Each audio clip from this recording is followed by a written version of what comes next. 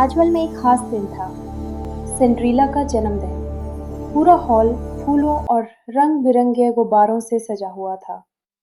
Cinderella मुस्कुराते हुए hall में दाखिल हुई। सबने मिलकर उसे एक प्यारा सा सरप्राइज दिया।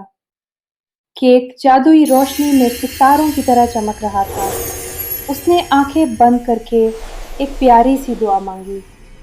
पूरा महल खुशियों से गूंज उठा। फिर सब ने मिलकर रक्स और गाना शुरू किया। सिंड्रेला ने कहा, तुम सब मेरे लिए सबसे बड़ा तोहफा हो। ये जादुई दिन हमेशा यादगार बन गया।